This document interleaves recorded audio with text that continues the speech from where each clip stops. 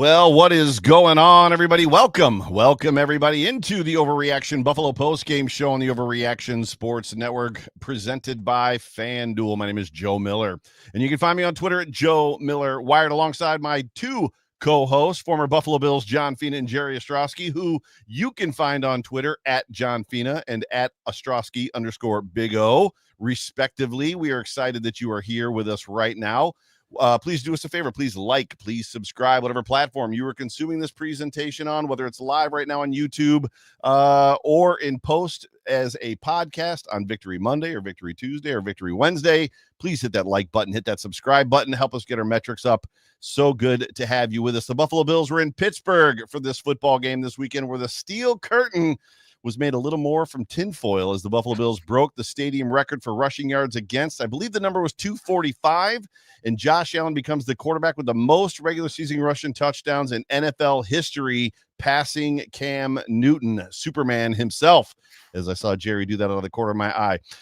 As the Buffalo Bills defeat the Steelers 26-7 to improve to 8-4 in the season, remaining in the playoff hunt as we get into the back stretch of the regular season.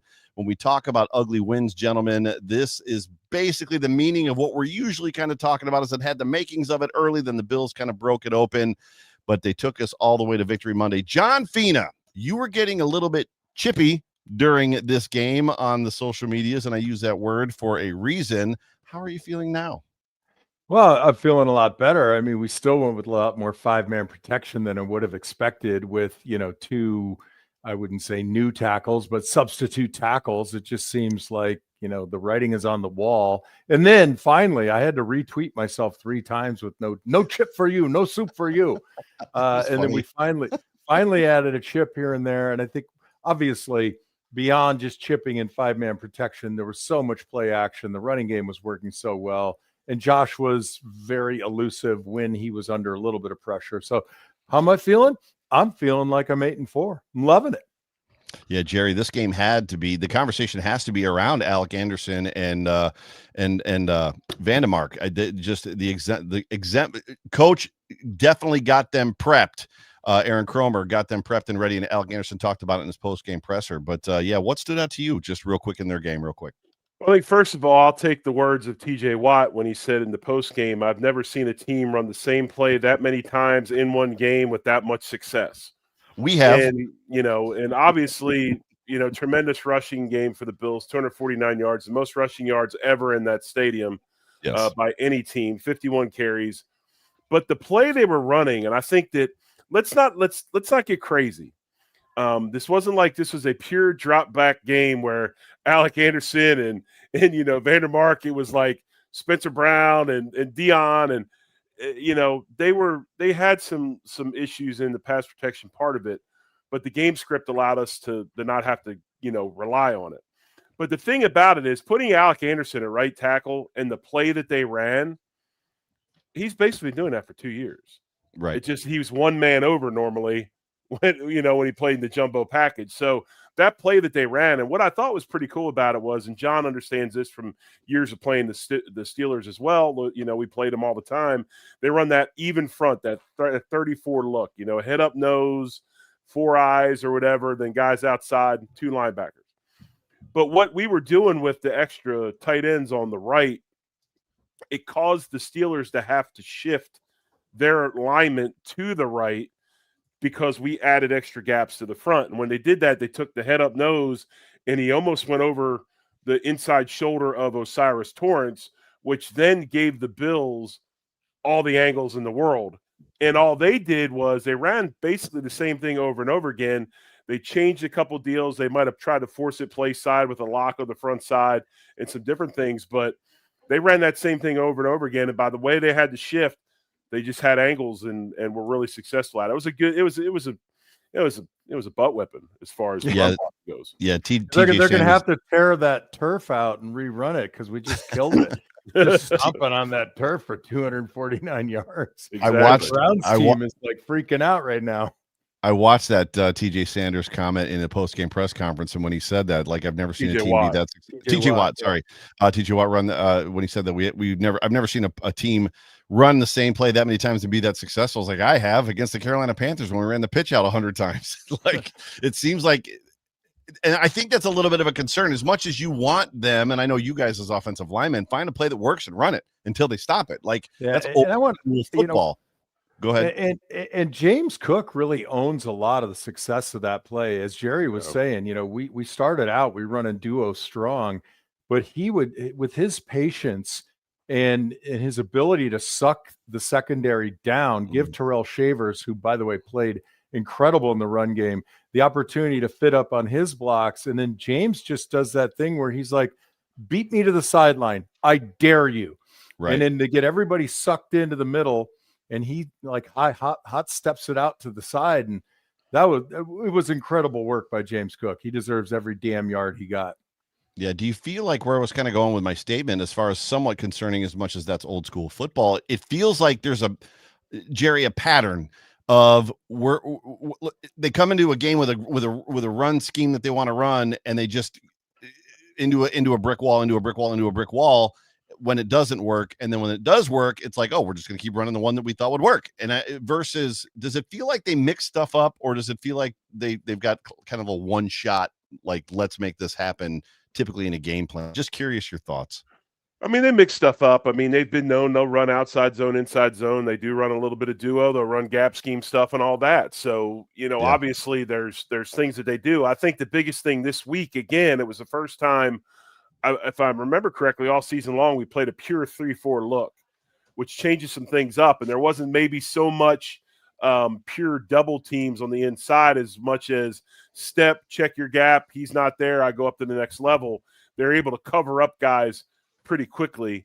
Our receivers and tight ends do such a good job blocking. And then again, the biggest thing, and John touched on it, and I don't think anybody really understands, it's almost like James Cook toys with the defense on how he fits it and how he doesn't fit it. His ability to read stuff is just crazy. And if it wasn't for a guy like Joey Porter playing outside that was such a good tackling corner, who knows? Cook might have had another 50, 75 yards. I was a little green with envy watching Joey Porter tackle on the edge. Like, he's punishing. Jerry, you're spot on. But Joe, back to what you kind of alluded to, and Jerry, sorry if I cut you off. I don't think that they go into a game without a game plan to run the ball initially, because we are a run first team. But I think what concerned me, especially about, I think it was the Houston loss in particular, the Miami loss, was, going into enemy territory without that humility of, we have to establish the line of scrimmage, and we're a run team. So let's just load up and establish the line of scrimmage, make it a kind of a boring first quarter and get really physical, because we have the guys to do that.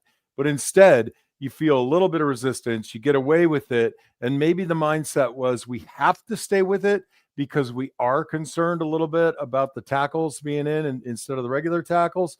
So maybe forcefully doing that. But I think that's the opinion or the position you have to take when you go on the road. Yeah, I think the only other, I did Google it, research it, because I thought it was the Saints, and it is, Jerry, to your question. The Saints are the only other 3-4 team that they've played, base 3-4 team that they've played this year. And the Bills generally offensively have had trouble playing against a 3-4 defense. But in this game, they clearly found something that worked, which was freaking fantastic. We were on the couch watching the game, and I said to McKenna, after I don't even know how many 8 to 12 yard rips that James Cook had, he was so close to just ripping one off. And I said, he's going to break one in this game. And then he got that, whatever it was, 35 or 37 yarder that they got him at the very end. Ray Davis comes in and spells him when James Cook's helmet gets damaged, whatever happened there. And Ray Davis runs 4 times for, I think, 10 plus yards for each carry. They just had the defensive line's number in this football game, the complete opposite, if you will, of what happened in Houston, which is interesting as well, because I retweeted it. I was nice. And I did quote tweet it. Sean McDermott at the podium said that we're not going to be out physicaled by anybody. And I tweeted, from now on, because if that's the case, I'm all for it. Because 10 days ago when I was in Houston, I did not watch what I just watched tonight, where you guys big boyed Hayworth and like some really, really good football players. That's not the same football team. True. That's not true. The same football team. They're not even close to the same football team. Pittsburgh is on the cusp of complete annihilation and blow up as far as that franchise goes. It's close. This is a franchise that has stayed status quo for way too long. They're old. They're tired. Tomlin looks like a guy walking the sidelines just waiting for somebody to tap him on the shoulder and say, hey, go to your retirement home in Florida and get away. This isn't the same football team. I mean, yeah, Hayward's a good player, but Hayward's been playing for Lord knows how many years. TJ Watt's old. I mean, it's just Houston is young, violent, fast. It's a different group. And you know what? I do agree with that, with what McDermott had to say. And yeah, some games you're going to get beat and you're going to get beat up a little bit. But all in all, this Bills group does usually show up for the challenge as far as physical football and trying to get after it. Yeah, they played very, very strong. Got a quick super chat here from Omega5421. Thank you so much for the super chat. He just says, let's go. Love you, brothers. Thank you for everything. So thank you. Thanks, Omega. Appreciate you. So Omega. Listening and being a part of the show and being in the comment section, the chat section. I don't have, I mean, even the part of this football game that was a little, the ugly part, which was the beginning, right? 0-0 was good defensive football. Neither offense was doing a real great job of finding spark. The Bills had the 2 turnovers early, and then obviously the Steelers gave 2 turnovers back to the Bills. There wasn't a whole lot about this game. I'd love to know, John and Jerry, your thoughts. And John, you can go first. Just kind of your thoughts on was there anything that you picked out of this game that maybe you didn't like? Well, that I didn't like. Yeah, that just maybe didn't sit well. I don't know. I'm just trying to throw I mean, questions out. It would be really hard for me to come up with something that I didn't like. I mean, by and large, they battled. They went like it was a brutal upfront battle, and they just made a decision that they were going to come out and fight hard and just be as consistent as they could. Josh had a couple of errors on some throws, but beyond that, I mean, those are going to happen. And it's just nice to see that, we don't have to put our entire stake into Josh. And to Jerry's point, this is not Houston's defense that we played, but it cuts both ways. Knowing who Houston was, we should have come out in a more physical, upfront running game, heavy up front type of mode. And, we didn't. So maybe they sat back, took those extra 3 days and thought to themselves, what are we doing? Are we too in love with ourselves here? Are we not respecting who we're playing against? We have to come back and really get everybody together and have everybody stop pointing the finger and start pointing the finger at themselves and just talking about, let's elevate our game insofar as our effort is concerned, our attention to detail, and being assignment perfect. And as I look at that game, there really wasn't a lot to be upset about because it really was pretty perfect assignment wise. A couple errors here and there, but nothing glaring. Yeah, leave it to an offensive lineman to love a blow up run game. Where I thought we just steamrolled them. Go ahead, Jared. I thought Josh was average throwing the ball. I thought he rushed some of his reads. I thought he rushed some things a little bit. Sometimes I'd like to see him throw a little bit more touch, especially on some of those close close slant patterns that he decides to go Randy Johnson on. Through the hole in Khalil Shakir's arms. Right, exactly. So he was off a little bit, passing the ball wise. I would wish we didn't have to worry about now the rest of the week about Joey Bosa's hamstring. Obviously, that's going to be of question. He was questionable to come back in, did not come back in a game against Cincinnati where we're going to have pass rush. It's imperative. So hopefully they can get him right where he's ready to go. But other than that, not too much. I mean, the Bills did a really good job in tackling today. They didn't have very many missed tackles.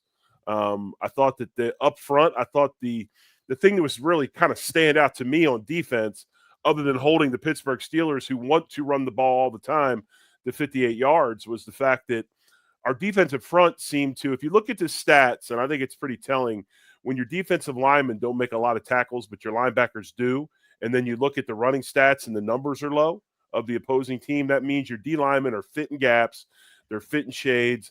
And I thought that you could see Shaq Thompson, Milano now 2 games in a row. He looks more like the old Matt Milano. They don't have guys in their lap immediately. They're able to read it and get downhill and make plays. So I thought our linebacker crew, again, Cole Bishop just has turned into a headhunter and a really good player. Poyer is holding up his end of the deal. So I was really happy about that, the way that front defensive line fit and the way the linebackers fit behind him in the run game. Thought that was real good. And then also the continued emergence of Benford after a slow start, playing like the Christian Benford that we know and love. Yeah, real quick. More. Go ahead, Joe. Real quick to your point on just Shaq Thompson, Jerry. It just there's an immediateness to his dissection of what's about to happen.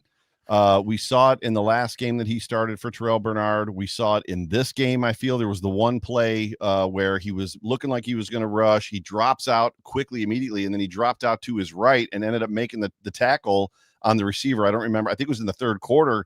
There's just an immediateness to what he sees and what he feels. And there's a physicalityness that he has. I feel that our other linebackers, as much as Matt Milano's kind of a hitter, they're still a little bit undersized sometimes. When he brings the wood, he brings it.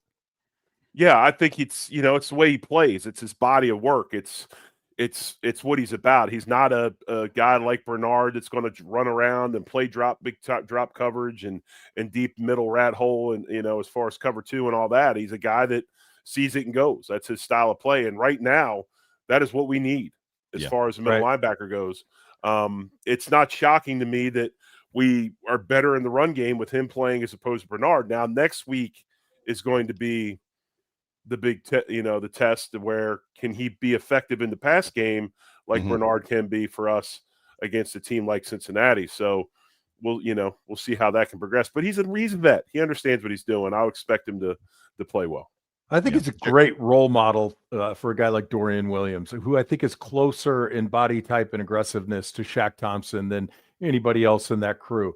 And I think it's also really good for Andreessen, right, who kind of trends it to that side rather than the Milano Bernard type of, run like a deer type of player. And I think it's good to have both of those guys. And when they're healthy, both types of those guys, and when they're healthy, Jerry, I mean, I'm not going to profess I understand this whole substitution nightmare policy they have going in the league, but if you can shuttle them in and off on and off the field at the appropriate times, you can have the best of both worlds. It's just understanding, what our defensive philosophy is for the tendencies of the Bengals. Well, I think it was nice too that we were able to play. We played quite a bit of base today. The way they lined up Pittsburgh, we played quite a bit of base, which I think is a good set for us. Yeah, you're talking about building a foundation as far as that goes, as it pertains to just Shaq Thompson pouring himself into Dorian Williams and kind of teaching him. And speaking of foundations, the Anchor Bar was founded by Frank and Teresa Bellissimo in 1935. Anchor Bar initially specialized in Italian cuisine. The restaurant gained national acclaim when it invented the original buffalo chicken wing in 1964, quickly becoming a local treasure and a must-visit for food lovers. Currently serving over 15 million pounds of chicken wings annually, Anchor Bar's bottled wing sauce is available in more than 4,000 supermarkets worldwide. Customers can even order the famous original buffalo chicken wings online to be shipped across the country. If you do not have a location in your hometown yet, this is a great option to have them shipped overnight to your front door. Sorry, I didn't mean to put the word "very" in there. Anchor Bar is the proud recipient of the prestigious James Beard Award. James Beard is known as the Oscar of foods. Anchor Bar received this medal for their wings and another medal for their sauce. What is there? 17 open locations currently right now across the United States, with 2 more to go, one in Frisco, Texas, one in Raleigh, North Carolina. And I think, John, aren't you like the official captain of the Tucson location down there? Yes, I am Captain Chicken Wing. A stat that I don't want to know by the time of my death is how many pounds of chicken wings that Jerry and I have consumed in our lifetime. But even so, probably pales in comparison to the average Bill's Mafia wing eater. I mean, you guys have the best wings, the Anchor Bar wings, anytime you want, right? Now I do. So my goal for 2026 is to catch up. I'm going to go on that all Anchor Bar wing diet and see if I can drop a few pounds and gain a little protein. The certain aspects of wings, if you're on the what's the all meat diet? It's the keto. It's not keto, but it's the carnivore diet. If you're on the carnivore diet, chicken wings, if they're fried in beef tallow, your favorite kind of beef or favorite kind of grease, you're good to go. But yes, make sure you get chicken wings from Anchor Bar. If they're not in your location, have them shipped to your house. The Buffalo Bills were what? They were favored to win this game by 3 points, I believe was the final line from FanDuel coming into this game. Did it go the way you thought it was going to go, John? I was a little not sure. And then the way that it opened, it even kind of had me a little unsure. And then obviously it opened up. But what were your feelings kind of coming into this game before we get into the stats? Well, like anybody, I was nervous, but when I saw the way they started the game, the way that I believe that we should always start a game when you're away, I felt like, okay, we can control this game. We'll come up with enough big plays. Something's going to happen. Somebody's going to make a mistake on their side, and we're going to, come out victorious.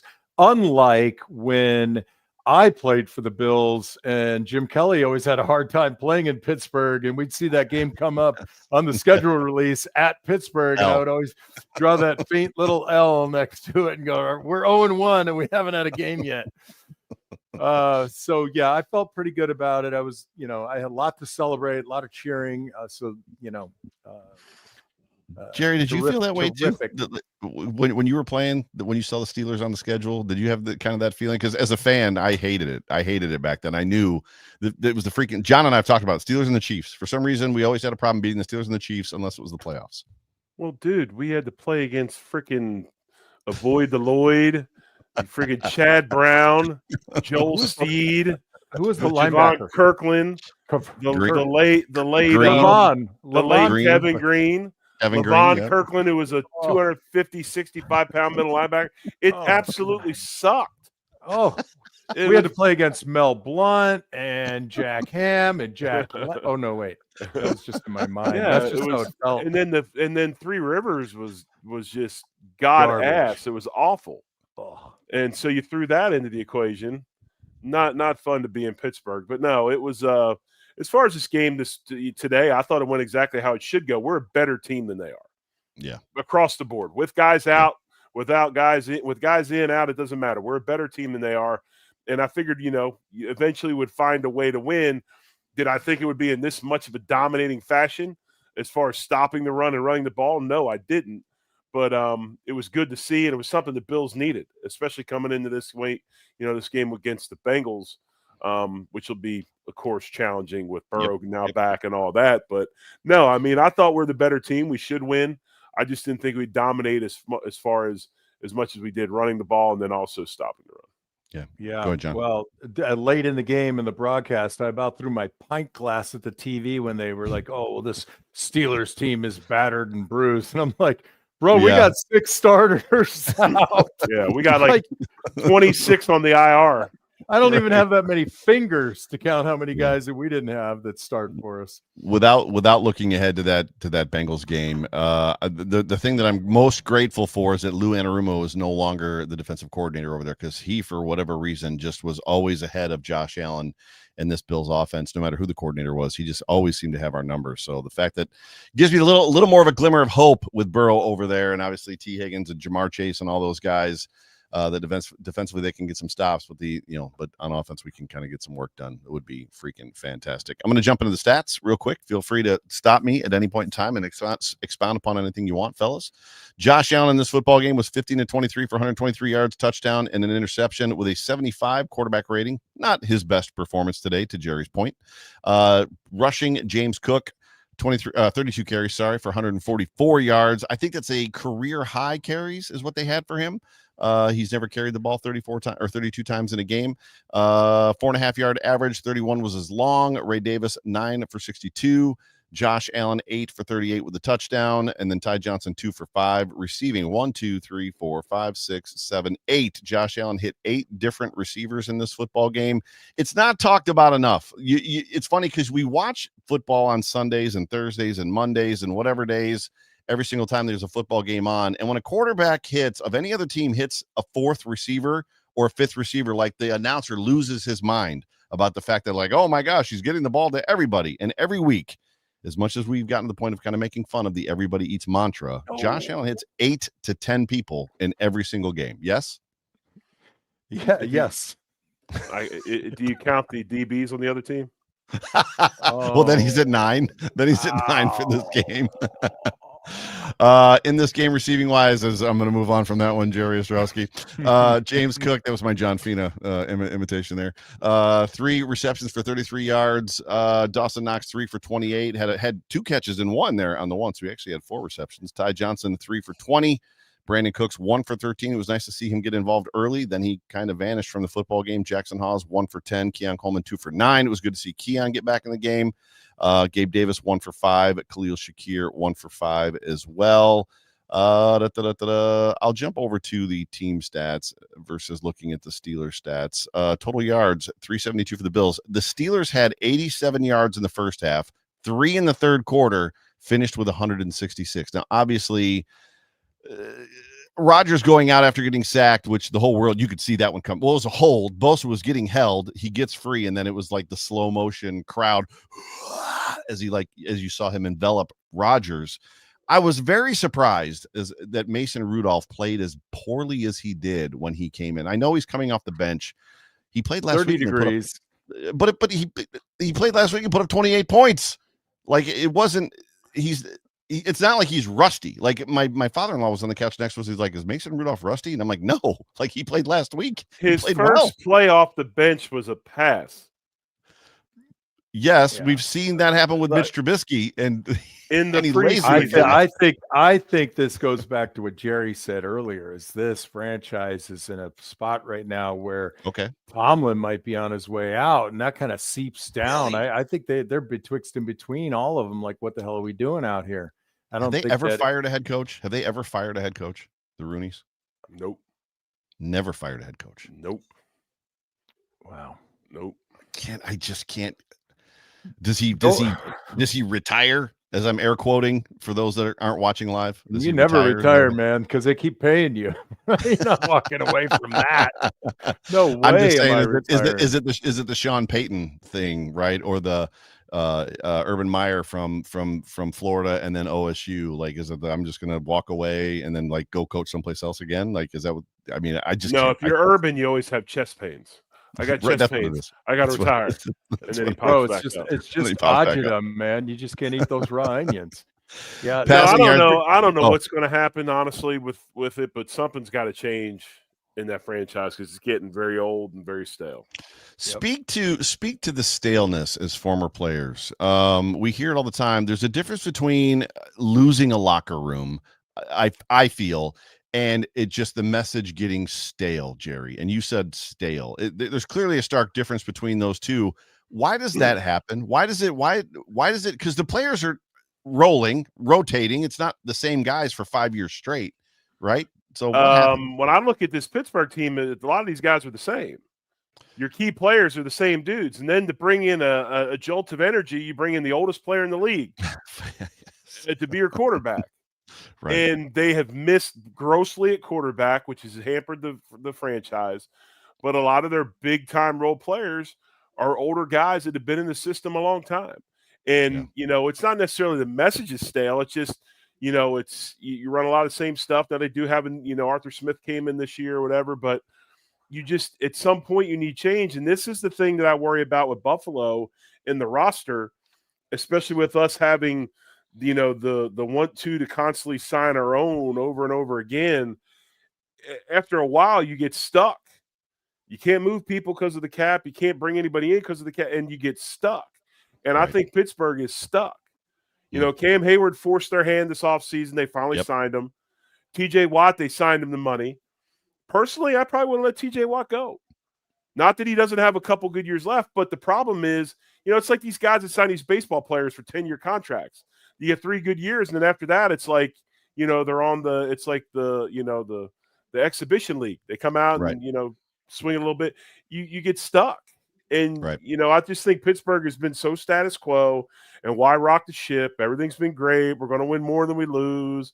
Everything's fine. We don't got to spend too much money. We can worry about traveling over to Ireland and be the ambassador to Ireland and, all this stuff that the Rooneys do. And it becomes stagnant and flat. So it's the Marvin Lewis Bengals is what you're talking about, where they're just mid. They're just mid and can't win a play. But if they make the playoffs, they can't win a playoff game. They're just always mid. That's but I think that Tomlin is a much better coach than Marvin Lewis Sure. was. But I also think that Tomlin did some things today that he punted the ball when he shouldn't have punted the ball. I mean, he kind of like, why are you worried about punting the ball in field position? You got to go win a game. Yeah, go win the football game. Both those teams were desperate to win. But hey, game. I'm not complaining. I hope they keep re-signing everybody and everything stays the same. I'm not complaining. I think it's great, Pittsburgh. You're doing awesome. As offensive juggernauts go, this football game was not one. Passing yards, Josh Allen of the Buffalo Bills had 123 passing yards. The Steelers had 108 for two of the more prolific passers to ever play the game. I know one's 100 years old and one was, behind a dominant running game today. Rushing yards, Buffalo Bills 249. Jerry stated that earlier. To the Steelers, 58 yards per play, 5 versus 3.9 for the Steelers. First downs, the Bills had 26. The Steelers had 10. Third down efficiency, Jerry, you're going to like this number, 8 for 15. The Steelers were 3 for 9. Fourth down efficiency, the Bills were 2 for 2. The Steelers were 0 for 1. Total play 74 to 43. That's a staggering weighted. And that's the one where I want to jump in. I'm a third down conversion guy too, Joe, just like Jerry. But the pitch count on plays, if the Bills didn't relax and allow, some yardage gain in the fourth quarter, we double the number of plays they had. And that to me, that's just complete dominance. I didn't even look at the time on the clock, the possession time, and now I am 42 to 18. Yeah, crazy. Yeah, crazy. Sacks allowed, the Bills 0, which is the first time Josh Allen has not been sacked in a couple of weeks, I think. Steelers 1 on that strip sack by Joey Bosa. Punts 2 to 4. The Buffalo Bills punting twice. Penalties 7 for 45 to the Steelers, 5 for 67. Fumbles lost 1 each. Interceptions 1 each. Time of possession you just got, and then I got total tackles in here all of a sudden, 16 to 42. Is that strange? That's a strange stat. What does that mean? Who's looking at this? Who else is looking at this? Tackles 16 to 42. What does that stat mean?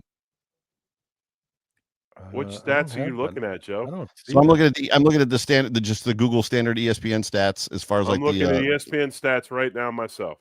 I've got it's got a new category called tackles, and then it says 16. The Bills had 16, and the Steelers had 42. I think the Bills had more than 16 tackles in this game. So well, I mean, they only had 43 plays, okay, right? Joe, are you ready? Are you ready, Joe? Yes. There's total tackles, right, and then there's solo tackles. Correct. So the total tackles for the Bills was 49. The solo tackles were 20. For Pittsburgh, they had 92 total tackles with 42 solo tackles. Okay, so this is solo tackles. That's the stat is a solo tackle stat. So yes. What they've got here is 16 and 42.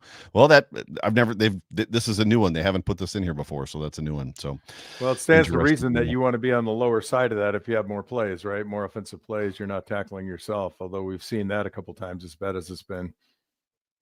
Yeah. Yep. Any final thoughts on the stats from this football game? Yeah, I have one. Who'd have thought that you'd watch a Pittsburgh game? And a Pittsburgh Bills game where you had the oldest quarterback in the league on one side with offensive linemen that were out, and the other team had both starting tackles out with a guard playing tackle, and there was a total of only 1 sack in the entire game between both teams. I think that's pretty telling as far as that goes. Do you have the pass to runs? Oh, the pass to run splits, Jerry. Oh, I guess I can probably figure it out. What do you usually have it right in front of you, though, don't you? So 23, the pass to run. So 23 passing attempts. What's this? 32, 49, 51 rushing attempts. Is that what you got? Yes. Yeah. So pretty weighted towards the run. I mean, they would have been foolish to not continue to feed the football to the running backs in this football game. I think they did exactly what they did. The thing that they did this game, guys, that I want to see more often. I hope to see it against Cincinnati this week. And if you get a chance to go back and watch it. They did something I've been yelling for a while. No, it's not chipping the defensive ends because that's something we continue. They played both backs in the backfield at the same time and had some really nice plays off it. James Cook, Ty Johnson, they had the big pass to James Cook that was set up with that. Ty Johnson ran it off. Josh read the left and then brought it back to the right. They had the short 4th and 1 where they did the underneath handoff to Ty Johnson, who Joe was much closer to the line of scrimmage, which I know you like. Why are we running shotgun runs when we got 4th and 1?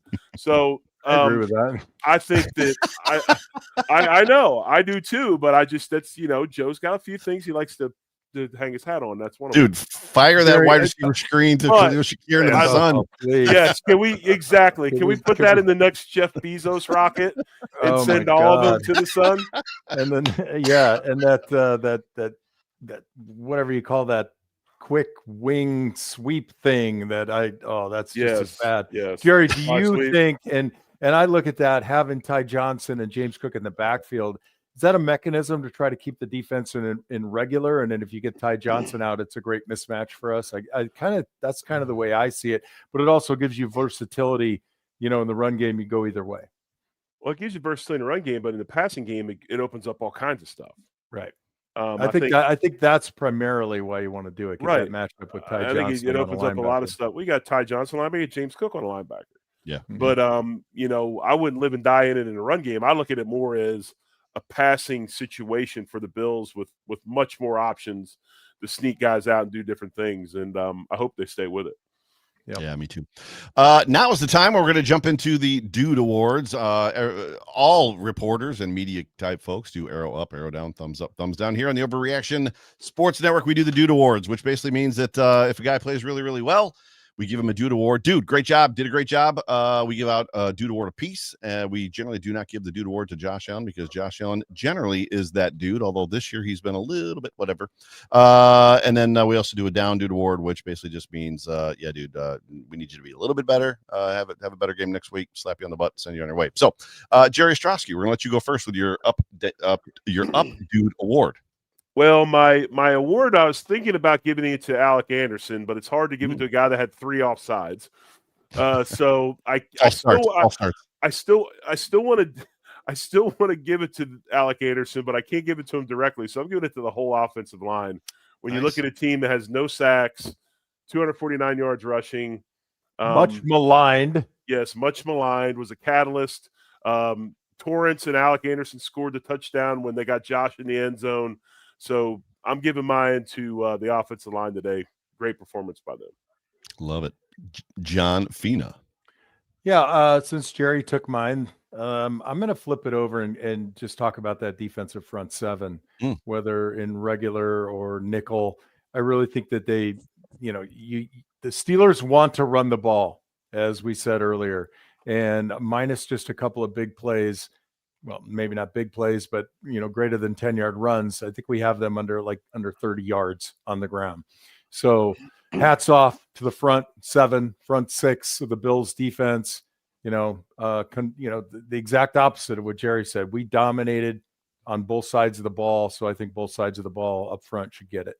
Dude. Yep. So you guys are going full groups for the Dude Award. I'm going to give my Dude Award to the full running back group, and I'm going to throw Josh Allen in there as well with them.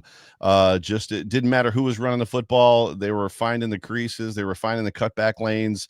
The vision was there. The patience was there. There was a couple great runs that James Cook had where he kind of stuttered at first and stopped and then darted and took off. Really, really impressed. I think the more that I've been watching James Cook this year, the more happy and excited I am about the re-signing of James Cook, because if you guys think about it, we talked a lot last year just about, do we need to re-sign him? Like running backs and their second contracts. What does that even mean? You look at his brother who got a second contract and it didn't go well.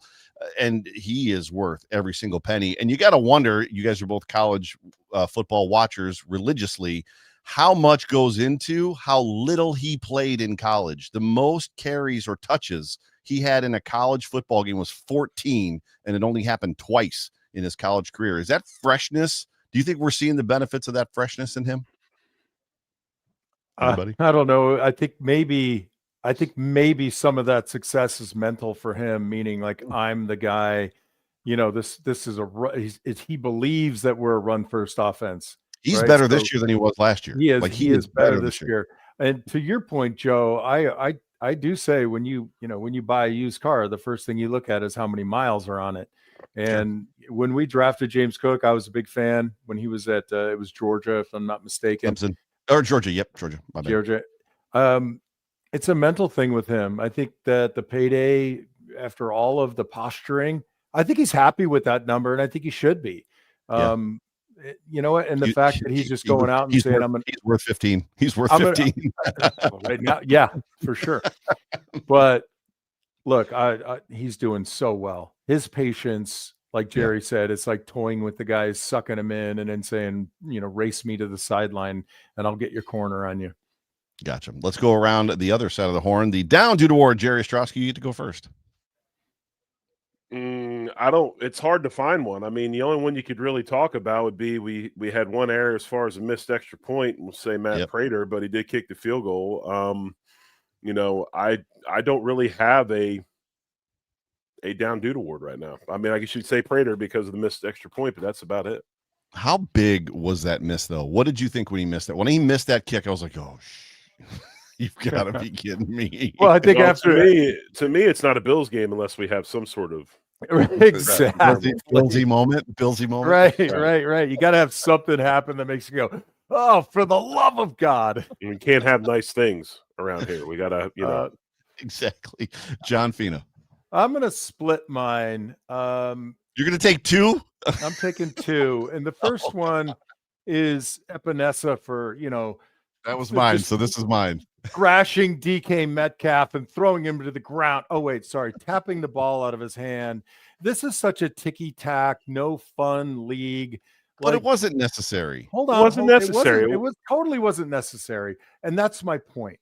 Like, if you're out there now, you can't do anything. And you should know by now that you can't do anything like that.